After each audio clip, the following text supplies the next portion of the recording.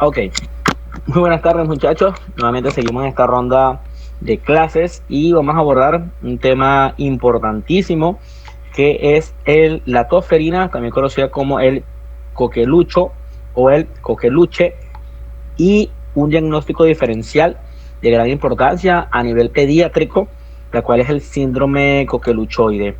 Siguiente diapositiva, por favor. Nosotros vamos a estar observando que principalmente el coqueluche o tosferina tiene un nombre o una definición en la cual se puede decir que es una enfermedad infectocontagiosa altamente severa. Y esa definición viene por la gran prevalencia de contagio que tiene esta patología al momento de transmitirse. ¿Por qué? Porque esta enfermedad se va a transmitir principalmente por las diferentes gotas de fluido, o también conocida como partículas aerolizadas. Estas partículas aerolizadas son aquellas que se eliminan, son aquellas que se, por llamarlo así, salen de nuestro cuerpo a través de los estornudos, a través de las tos. Al momento que nosotros tosemos y estornudamos, pues eliminamos esa gota de fluido o eliminamos esas partículas aerolizadas, y si una persona está cerca de nosotros, pues puede contagiarse de esta patología. Importante es que la tosferina o el coqueluche se va a caracterizar por tener una tos paroxística, y esa tos paroxística va a generar diferentes daños en nuestro cuerpo. En este caso, más adelante vamos a hablar de esas consecuencias que genera esa tos. Importante también es que no es una tos de un día, no es una tos de 2 días, no es una tos de 3 días. Los pacientes le van a decir: doctora, mira, mi hijo, mi niña, mi niño está tosiendo y tiene una tos que no se le quita, una tos con moco, y además pareciera, cuando está tosiendo o cuando está respirando, pareciera que tiene una especie de gallo, como si fuera un gallo. Se llama estridores inspiratorios tipo gallo. Y esa tos puede llegar a los 7, 14, inclusive algunas literaturas la llaman como la tos de los 100 días, por la gran cantidad de días que nuestro paciente, nuestro recién nacido, nuestro lactante lo va a tener. Otra cosa es que también nos va a caracterizar la tosferina, no es nada más por ser una enfermedad infectocontagiosa altamente severa, no tan solo por estar caracterizada por la tos paroxística, que tiene una duración mayor a los 7, 14 días, inclusive hasta los 100 días, no tan solo por el estridor inspiratorio que va a tener, sino es que esa tos que tiene el paciente lo va a llevar a generar un vómito, es decir, es una tos emetizante, es una tos que va a ocasionar básicamente en nuestro paciente, en el paciente, que el paciente vomite, no porque tenga un proceso de una mala alimentación, una mala digestión, sino por el toser. Recordemos algo importante, que eso genera una sensación de una viscosidad, de secreción, o que saliva, moco, y eso activa las náuseas del paciente, por tanto toser, porque se está ahogando, y automáticamente el reflejo de oxígeno y el reflejo nauseoso y el reflejo del vómito se activan, y el paciente pues hace un émesis, conocido como émesis o vómito, es lo mismo, postusígeno, es decir, que el paciente vomita posteriormente a haber tenido el episodio de la tos. Y muchos me dirán: doctor, entonces, ¿cuál es la causa número 1 de la tosferina? Y escuche bien, no se los olvide muchachos, esta es pregunta de examen, y es que la causa número 1 del coqueluche es la presencia de una bacteria llamada Bordetella pertussis. Es la causa número 1, la etiología principal definitiva de una tosferina, conocido también como quinta tusis, tos convulsiva o la tos de los 100 días. Nos dice el libro de Nelson y el Tratado de Cruz de Pediatría que el síndrome coqueluchoide va a manifestar, va a denotar la misma cantidad de signos y síntomas que la tosferina. Entonces, ¿cuál es la diferencia entre el coqueluchoide y el síndrome coqueluchoide? Es que la tosferina o coqueluchoide se va a encontrar presente en la Bordetella pertussis, y en el síndrome coqueluchoide no se puede demostrar la presencia de Bordetella pertussis, y nosotros podemos estudiar una serie de causas como Bordetella parapertussis, Bordetella bronchiséptica. Podemos ver ciertas bacterias como la clamidia, trichomatis, las clamidias pneumoniae. Vamos a observar otro tipo de bacterias como el Mycoplasma pneumoniae, algunos virus de importancia que lo mencionamos en la clase pasada hace ratico, como el rinovirus, el virus sincitial respiratorio, también llamado como BCR o RCB, en dependencia del país y lugar donde estemos, los virus para influenza 1, 2, 1, 3 y 4, el virus de influenza, los famosos virus. Entonces estamos viendo que el síndrome coqueluchoide tiene otras etiologías y el coqueluche tiene una etiología única. Por ejemplo, yo vengo y le pregunto a Darvis, ¿cuál es la etiología fundamental, principal, única que se puede estudiar en la toferina? Darvis, ¿qué me respondería a mí?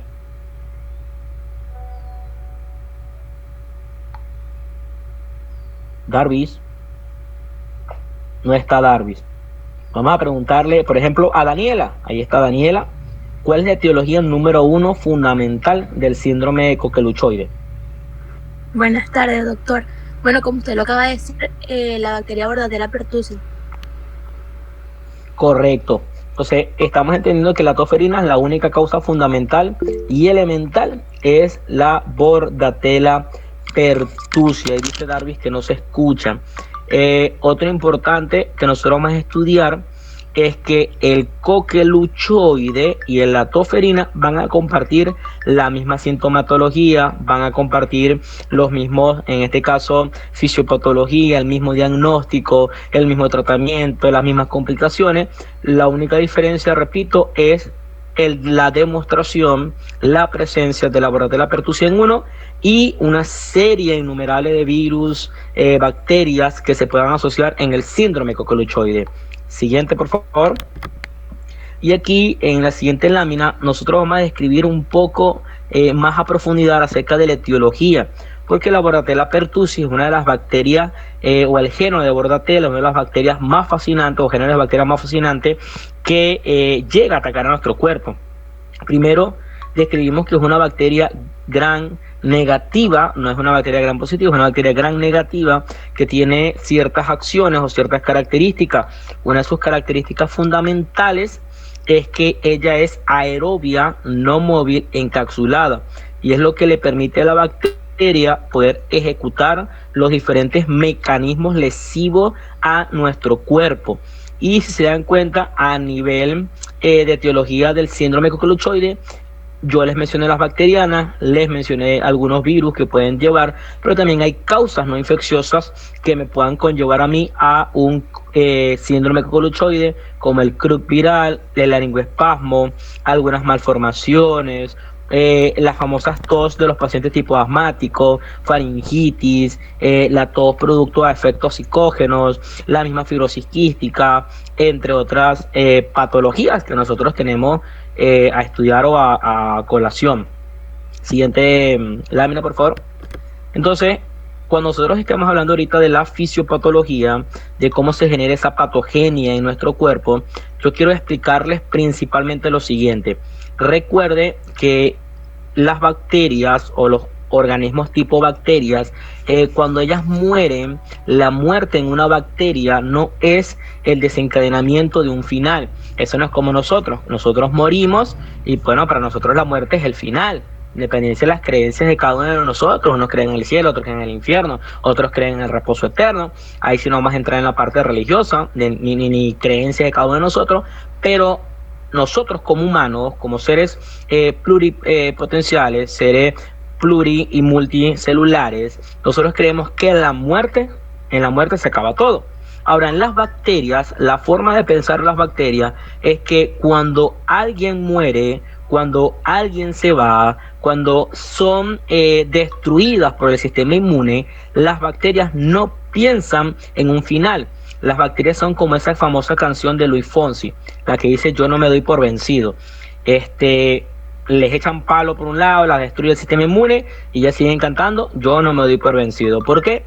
Recuerde lo que usted pudo observar en microbiología, que las bacterias tienen 3 o 4 fases de crecimiento, eso en dependencia del libro que usted esté estudiando. La primera fase de crecimiento de las bacterias es una fase de replicación, donde la bacteria principalmente empieza a crecer y empieza a multiplicarse de manera lenta. La segunda fase se le conoce como fase exponencial, donde la bacteria empieza a multiplicarse de una manera muy acelerada a través de utilizar una especie de organela o insumo, por usar esa palabra, que le facilita el crecimiento exponencial. ¿Habrá alguno de este chat que sepa y conozca cómo se llama esa organela fundamental, esa organela que ayuda a la bordatela a crecer rápidamente? ¿Habrá alguien que la conozca?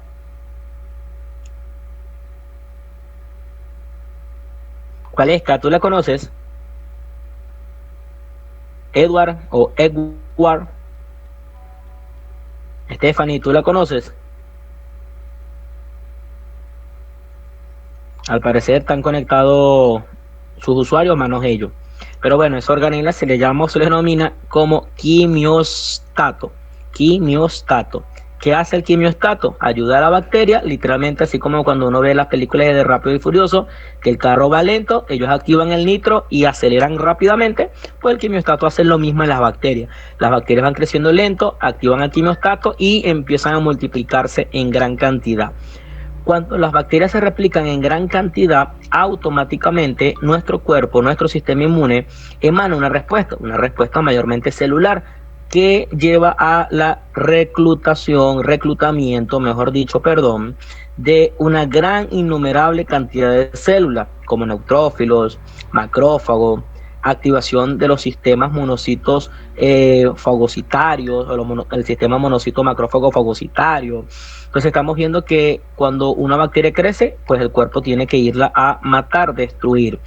Cuando el cuerpo mata esas bacterias o destruye esas bacterias, la bacteria activa una tercera fase, llamada fase de muerte.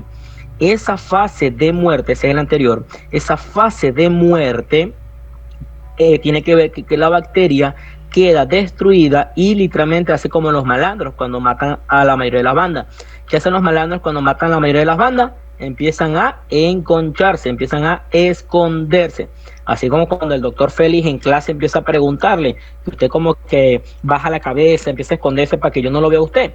Bueno, lo mismo hacen las bacterias. Cuando el cuerpo empieza a atacar, el cuerpo empieza a preguntar, bueno, la bacteria empieza a esconderse, empieza a resguardarse para activar ahora sí una fase de latencia para ejecutar lo que viene siendo la patogenia que ahorita vamos a estudiar. No es tan compleja esta patogenia, vamos a dividir en 3 pasos fundamentales. El primer paso es que el paciente adquiere la infección a través del ingreso de las gotas de Flügger o Flügger que están contaminadas previamente con Bordetella pertussis. Una vez que la infección o el paciente tiene estas gotas de Flügger, esto se incuba en el cuerpo aproximadamente 7-10 días y ahora esa bacteria se va a unir a lo que es el epitelio respiratorio que contiene células ciliadas. Recuerde que el epitelio ciliado, una de las funciones elementales importantes es que la ayuda a arrastrar, ayuda en este caso a movilizar las partículas y a movilizar el moco para que el moco no se quede atrapado, sino pueda ser eliminado. Entonces esta bacteria, cuando se une al epitelio ciliado, empieza a activar especies de factores de virulencia que se caracterizan por la hemaglutina, las fimbrias, las pectaninanas o las pectaninas, las partes filamentosas, y que a nivel de virulencia ellas van a retardar el inicio de la reclutación del sistema inmune, es decir, van a ayudar que la misma bacteria crezca más rápido y que el sistema inmune llegue más lento al lugar, y obviamente van a aumentar lo que es la síntesis de moco a nivel, en este caso, del epitelio ciliado para complicar el cuadro clínico. Después que eso pasa, después que ya se adquiere en el epitelio por la hemaglutina y las demás toxinas que hemos hablado, Una vez allí en el epitelio respiratorio, estas toxinas o estas bacterias empezarán a eliminar una serie de toxinas. Realmente son 3 toxinas importantes, conocidas como toxina pertussi, la toxina adenilato ciclasa y la toxina de la citotoxina traqueal, que estas van a hacer diferentes acciones, como la estamos viendo a nivel de la pantalla, a nivel de la diapositiva, ya sea que va a engañar al cuerpo la toxina pertussi, porque va a hacer que el cuerpo llame más leucocitos, pero esos leucocitos se van a terminar especializando, van a terminar formando, son linfocitos. Recuerda lo que nosotros vimos en hemático, que yo les decía que los linfocitos mayormente van a atacar a quienes, si se recuerda en clase, habíamos dicho que van a atacar a los virus mayormente, y que la parte de los neutrófilos se van a encargar mayormente de atacar las bacterias. Entonces, ¿qué está haciendo el cuerpo? Engañando al sistema inmune, diciéndole que lo que se encuentra allí es un virus y legalmente es una bacteria. Y además aumenta la liberación de la insulina para conllevar una hipoglucemia o glicemia, para hacer que nuestro paciente o al paciente, en este caso, se disminuya la parte del azúcar. Y recuerda algo importante, de que si se disminuye el azúcar, hay algo que usted va a ver o algo que usted va a estudiar o algo que usted va a observar, es que las células sin azúcar no van a funcionar. Por tanto, inteligentemente la bacteria disminuye el azúcar y así paulatinamente va a empezar a liberar el adenilato ciclasa, que se va a encargar de inhibir, detener, frenar, parar, coartar, eliminar, erradicar lo que es la síntesis de algunas citocinas proinflamatorias, para así esta bacteria seguir creciendo y hacer diferentes daños. Y la citotraqueal o la citotoxina traqueal, bueno, se va a encargar de generar los diferentes daños a nivel de la parte traqueal, porque recuerde, y bueno, les enseño que todo este procedimiento principal, la bacteria lo va a querer hacer en el bronquio, va a atacar al bronquio de manera indiscriminada, va a hacer que el cuerpo intente proteger el bronquio de manera indiscriminada, pero, algo importante. ¿Qué es lo que importante? Es que el fin objetivo number one de la Bordetella pertussis no es el bronquio, es la tráquea. Es decir, engaña al cuerpo de que ella quiere el bronquio, pero al fin y al cabo ella no quiere el bronquio, ella quiere la tráquea. Siguiente. Ahora vamos a ver un poco en esta clase de los factores de riesgo. Ya hemos hablado de esos factores en clases previas: medio ambiente, estilos de vida, factores hereditarios, que bueno, que pueden predisponer a nuestro paciente, en este caso a los niños, a un tipo de infecciones, ya sea por toferina coqueluche o en su efecto por el síndrome de coqueluchoide. Les recuerdo que les dije que esta se transmite básicamente por esas partículas aerolizadas o esas partículas góticas de aerosoles que se eliminan por medio de nosotros toser, por medio de nosotros estornudar, y bueno, y para ustedes contar. Siguiente. Y entramos aquí en unos estudios que nos hablan a nivel de Perú de ciertos casos que mayormente se asocian o se están registrando o se registran mayormente con una alta incidencia, no con algo específico, sino con valorar en lo que es el clima, la parte climática, la parte de los antecedentes epidemiológicos, y también con la parte de las edades, donde se dice que entre menor edad o a menor edad que tenga el niño, pues más propenso va a ser a tener estas patologías, donde entre más lugares húmedos se pueden encontrar o de mayor alteración climática se encuentra, pues más propenso va a ser a tener estas patologías. Siguiente.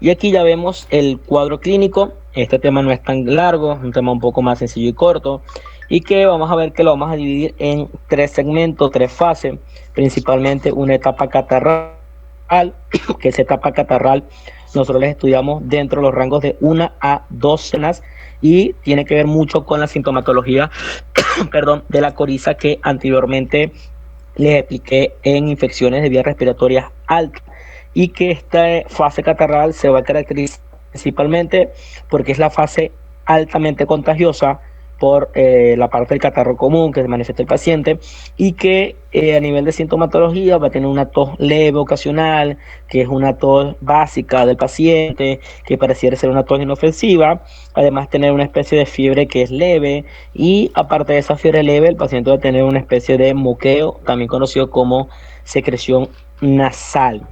La segunda semana es la semana donde mayormente se exacerba. La palabra exacerbar hace referencia a complicar, agravar o acentuarse los síntomas. Entonces aquí hablamos de la etapa donde hay una mayor exacerbación de signos y síntomas y se le conoce como la etapa paroxística. Esta etapa paroxística se va a caracterizar principalmente por la duración, ya que puede durar en dependencia de los libros. Unos nos dicen que de 2 a 8 semanas, otros nos dicen que de 2 a 6 semanas, máximo hasta 10 semanas. Esto, repito, de dependencia del libro que estemos nosotros estudiando. Ahorita yo quiero que tengan en mente es que esta etapa a nivel clínico se debe principalmente a los numerosos excesos de tos que da el niño y que eso lo termina conllevando a tener un agotamiento respiratorio y también a tener émesis post-tusígena, que fue lo que le expliqué a inicio, en este caso de la clase. Y la última fase encontramos como la etapa fase de la convalescencia, que no es más que la fase final de esta enfermedad, donde en la fase convalescencia pues abarca principalmente de las 8 a 12 semanas, aunque otros libros dicen que puede abarcar dentro de la semana 10 a la semana 12 o de la semana 7 a la semana 10. Repito, dependencia de la literatura y bueno, aquí ya mayormente estaríamos viendo un paciente que tiene una mayor recuperación, un paciente que tiene una mejor forma de llevar la parte de la tos, de que su recuperación general viene en aumento, de que aquí hay un problema porque estas personas en esta fase pueden complicar el cuadro clínico y volver a repetir. Si se dan cuenta, los signos característicos iniciales, medios, intermedios y finales de esta patología es la tos, estridor tipo gallo, que va a terminar generando principalmente ese vómito post-tusígeno, rubicundez y pare de contar. Siguiente. Y bueno, como vengo mencionando, el paciente mayormente se va a quejar es por la tos. Aquí vemos unos criterios clínicos de la tos ferina según las edades, de 0 a 3 meses, de 4 meses a 9 años y ya mayores de 10 años, que vamos a observar un niño de 0 a 3 meses a nivel clínico. Una tos principalmente que no encuentra mejoría, una tos que tiene una diarrea acuosa persistente y que no hay fiebre y mayormente la mamá, el tío, el abuelito, la abuelita, el papá va a llegar manifestando que el niño pues tose, se ahoga con el vómito y vomita posteriormente a eso, conocido como tos o vómito post-tusígeno, que el niño se le colocó azul o que hizo una tos cianotizante o hizo cianosis, que el niño llegó a convulsionar, que el niño tiene una especie de neumonía. Entonces vemos que los niños de 0 a 3 meses son pacientes que a nivel respiratorio de por sí ya van a estar un poco comprometidos, pues con estas afecciones va a ser el doble. Y de 4 meses a 9 años encontramos lo mismo, una tos paroxística, una tos que no respeta patrón horario, una tos que puede durar más de 7, inclusive hasta 10, 15, 20, 30 días, que viene acompañada muy parecidamente por lo que mencioné anteriormente, pero que esa tos, el papá te va a decir, cónchale doctor, él en la mañana estaba tranquilo, en la tarde también, le fue para la escuela, fue para donde la abuela, pero es en la noche, doctora, que nada, ahora esa tos no se le quiere quitar por nada. Y usted dice, epa, ya va, es una tos que tiene mucho tiempo, una tos con secreciones blanquecinas o verdosas, una tos que en este caso se mantiene, epa, aquí hay algo, pues aquí la cosa no está buena.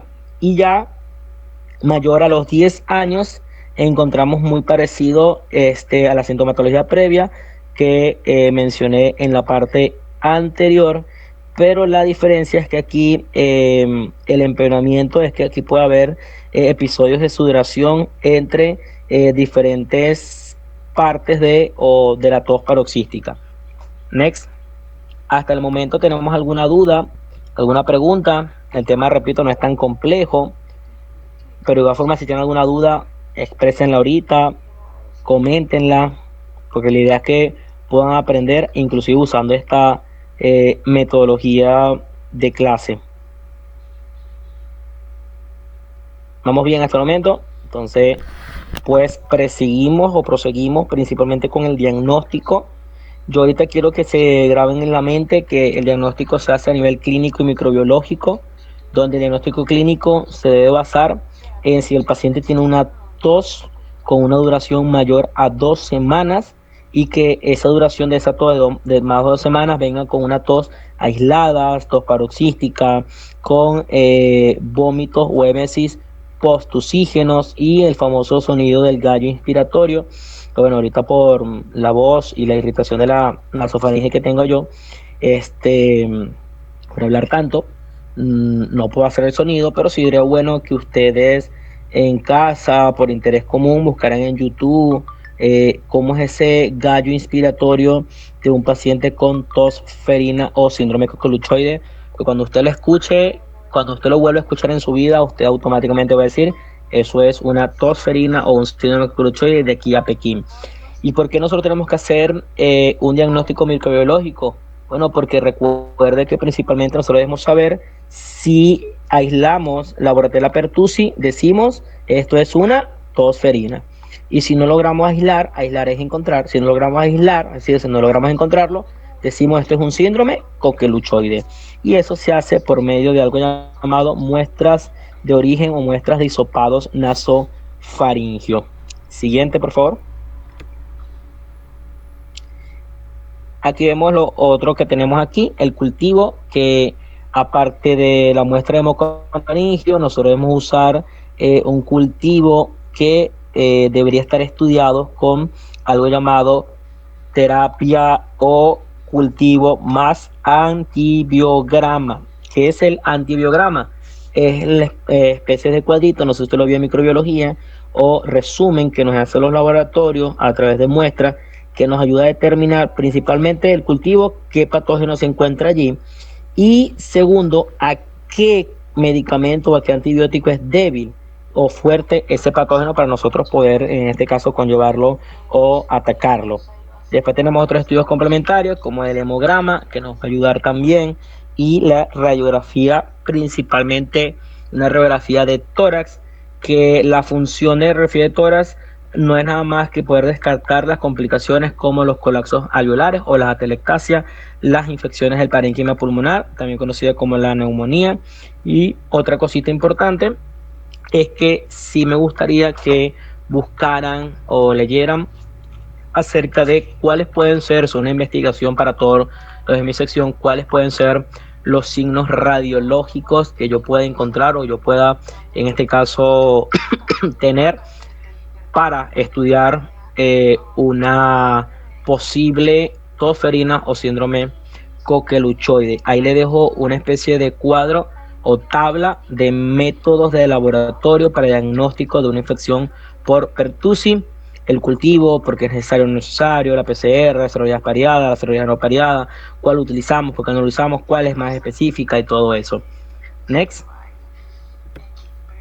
Y bueno, aquí ya en el siguiente hablamos del tratamiento. Vea que ya el tema estamos casi finalizando. El tratamiento tenemos principalmente que se establecen medidas generales como hidratación, la alimentación adecuada según las edades que tenga el niño, la oxigenación, las aspiraciones que se deben hacer a nivel de las secreciones, una quimioprofilaxis de estos patógenos con macrólidos. Aún creo que no han visto eso en farmacología, ¿verdad? Los antibióticos. ¿No lo han visto? Bueno, si no lo han visto, se los menciono. Tenemos tipos macrólidos tipo acitromicina, eritromicina, la claritromicina, que algo importante que ustedes debemos saber es que la claritromicina no se debe administrar, escuche bien, no se debe administrar en pacientes, no es recomendado en pacientes menor a un mes. Y usted dirá, doctor, ¿por qué? Por los diferentes efectos que tiene tiene este medicamento.